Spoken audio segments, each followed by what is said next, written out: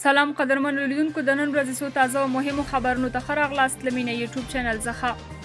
قطر کې د طالبانو د سیاسي دفتر مرستیال عباس ستانکزی وایي اوس چې کوم کسان په اداراتو کې ټاکل شوي سرپرستان دي دوی یوازې د چارو د تنظیم لپاره دي. کله چې تشکیلات اعلان شي بیا به هر څوک د خپلې پوهې پر اساس ټاکل کیږي. پاکستان وایي نړۍ د طالبانو ته یو چانس ورکړي. پاکستانی چارواکو د نړۍ له هیوادونو غوښتنه کړې چې پر طالبانو د بندیزونو پر ځای د دغې ډلې سره خبرې وکړي او یو چانس دې ورکړي. یادو چارواکو ویلي چې اوسني طالبان د پخوا په څیر نه دي بلکې ډیر بدلون یې کړی. د پاکستان د بهرنیو چارو وزیر ویلي که افغانستان یوازې پرېښودل شي نو زیان به یې ټولې سیمې او نړۍ ته ورسیږي. د طالبانو ویان د جیو نیوز سره په خبرو کې ویلي چې پخوانی ولسمشر حامد کرزی او ډاکټر عبدالله د دوی لخوا نظربند نه دي او نه یې هم کورونه تالاشي شوي. هغه ویلي د یادو کسانو امنیت د دوی د ځواکونو لخوا ساتل کیږي. مجاهد زیاته کړې چې اشرف غني هم کولی شي افغانستان ته راشي. هندوستان ټایمز په تازه یوې خپاره کړي تحلیل کې ویلي چې نوې ډیلي به بیا هیڅکله افغانستان کې د پخواني شمال ټلوالې په څیر له ډلو ټپلو سره د تیر په شان مالي یا لوجستیکي مرستې ونه کړي.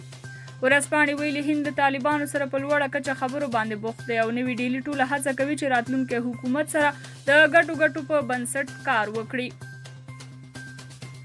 روسیه وایي همدا اوس افغان طالبان تر اوکراین مجهزې وسلې لري. روسیه وایي له امریکا پرمختللې وسلې طالبانو ته په میراث پاتې دي. د روسیې د دفاع وزیر سرګي شویګو وایي طالبانو ته داسې وسلې په میراث پاتې دي چې هغه په نښه کولو کې دقیقې او پرمختللې ګڼل کیږي. شویګو وایي طالبان دمګړی سل جاویلین توغندي هم لري چې د ټانګونو او چورلکو په نښه کولو کې کار ترې اخیستل کیږي.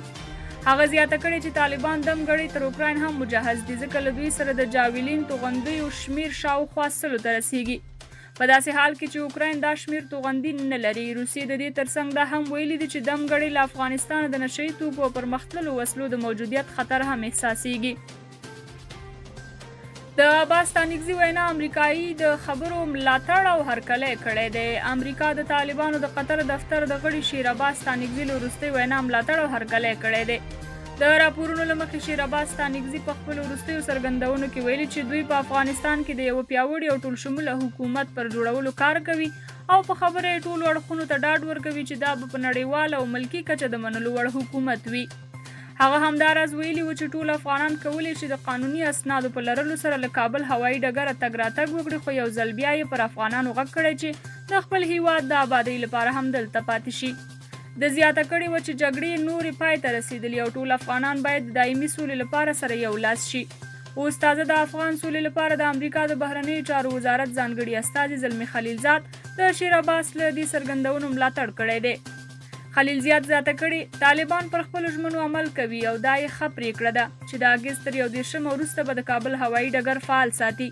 خلیلزاد همداراز ویلي چې د طالبانو د مثبتو خبرو هرکلی کوي او په خبره یې دوی او نړیوال ملاتړي به یې پر خپلو ژمنو عمل کوي. بریتانیا وایي که طالبان د حکومت په څیر چلند وکړي همکاري ورسره کوو. بریتانیا وایي له طالبانو سره د داعش ډلې ضد مبارزه کې همکاري کوي. د بریتانیا د وسلوال پوځ لوی درستي جنرال نیک کارټر په خپله یې بېتازه مرکه کې ویلي چې که طالبان د یو رښتیني حکومت په څیر له مسایلو سره چلند وکړي نو دوی تیار دي چې مرسته او همکاري ورسره وکړي.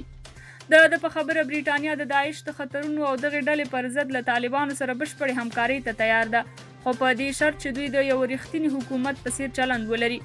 کارټر دغه راز وایي چې د طالبانو په اړه د دوی کړنو ته په کتو پریکړې کوي. تر دې وړاندې د بریتانیا نورو لوړپوړو چارواکو هم ویلي و چې د طالبانو کړنو ته په کتو د دوی په اړه پریکړه کوي. جو بایډن وایي په افغانستان کې وضعیت لا هم ډیر خطرناک دی. د امریکا ولسمشر جو بایډن وایي په افغانستان کې وضعیت لا هم ډیر خطرناک دی او پر کابل هوایي ډګر د ترهګرو حملو ګواښ هم بیخي زیات دی. ولسمشر جو بایډن د اګست پر 28 په یو بیان کې وویل چې د ملي امنیت له ډلې او په افغانستان کې له میاشتو خپلو قومندانانو سره لیدلي او هغوی ورته ویلي چې په راتلونکو 40 څخه واخله تر 14 ساعتونو پورې د یوې ممکنه برید خطر زیات دی. نوموړي زیاته کړې چې پوځي قومندانانو ته یې امر کړی چې تر هر څه مخکې د خپلو ځواکونو د خوندیتوب لپاره ټول اقدامات ترسره کړي. ولسمشر بایډن وویل امریکا په کابل کې پر دغه ناوړه وضعیت سربیره هم د ولسي افغانانو ایستلو ته دوام ورکوي او د اګست په 28 یې 4800 نور کسان چې په سلګونه یې امریکایان ول وایستل. پینټاګون وایي تر دې دمه مو 1000 کسه سرتیري له هوایي ډګره وتلي دي. امریکا وایي له کابل هوایي ډګر یې د خپلو سرتیرو د ایستلو لړۍ هم پیل کړې ده. د امریکا د دفاع وزارت ویان جان کربي په یو خبري کنفرانس کې ویلي چې امریکا شاوخوا 15500 عسکر د تخلیه ماموریت د مخ ته بیولو لپاره افغانستان ته لیږلي وو چې د همګړۍ له دې ډلې 1000 کسه یې بیرته وتلي دي. کربي وایي د تخلیه ماموریت ترڅنګ له کابل هوایي ډګره د امریکایي ځواکونو د ایستلو پروسه هم پیل شوې ده او تر ټاکل شوې نیټې به بشپړه شي. تر دې وړاندې امریکا د دې غوښتونکې وه چې په کابل کې د ځواکونو ماموریت تر یوې مودې تمدید شي، خو دا غوښتنه یې د طالبانو لخوا مخالفت سره مخ شوه او ټینګار یې وکړ چې تر ټاکلې نیټې وروسته به افغانستان کې د امریکایي ځواکونو حضور ورته د منلو نه دی. هند په یوې ورځ کې د تر ټولو ډیرو وګړو د واکسینولو ریکارډ ټینګ کړ. د هندي رسنیو د راپورونو له مخې هندي حکومت په دې بریالی شوی چې په یوه ورځ کې 10 میلیونه هندي وګړو ته د کرونا واکسین وویشي. د دې ترڅنګ هندي رسنۍ وایي چې په دغه هیواد کې د کرونا مثبتې پیښې یو ځل بیا د تیرو اونیو په پرتله ډېرې شوي دي.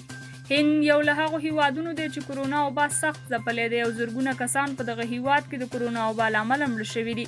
خو د هند حکومت وایي چې ټولو ته د واکسین د رسولو په مرسته په ډیر ژر دغه وبا ختمه شي. ملګري ملتونه وایي افغانستان کې د وچکالۍ د شاوخوا 7 میلیونه افغان کروندګرو ژوند ګواښي. سرچینې په یو راپور کې ویلي چې په افغانستان کې شاوخوا 14 میلیونه وګړي غذایي مسؤلیت نه لري، خو د دې وضعیت تر ټولو ستره ضربه افغان کروندګرو ته رسیږي. سرچینې زیاتوي چې د وچکالۍ له امله د کروندګرو حاصلات د پام وړ نه دي، نو له همدې امله دوی له لوږې سره مخ دي او د دې احتمال شته چې له کروندګرۍ لاس په سر شي. ملګري ملتونه وایي چې د افغانستان 7 میلیونه کروندګرو ته باید د خوراکي او نورو توکو مرستې برابرې کړل شي.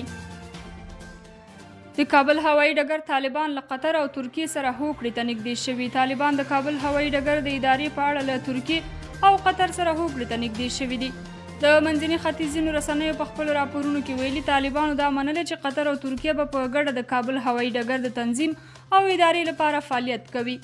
سرچینه کاږي چې درې واړه لوري په دې برخه کې هوکړې ته نږدې شوي دي. د دې ترڅنګ ترکیه ویلي چې له طالبانو سره د کابل هوایي ډګر په ساتلو کې همکاري کوي، خو په دې شرط چې هلته د ترکي ځواکونو حضور هم ومنل شي. اردوغان بیا په وروستیو څرګندونو کې ویلي چې له طالبانو سره همکارۍ ته تیار دی او په وروستیو کې له دغې ډلې سره اوږدې خبرې هم لرلې دي چې دوام به کوي. قدرمنو کتونکو د دې ساعت خبري ټولګه تر همدې ځایه وه. تر بیا او نورو خبرونو خوشحاله شئ. ولرئ د الله په امان.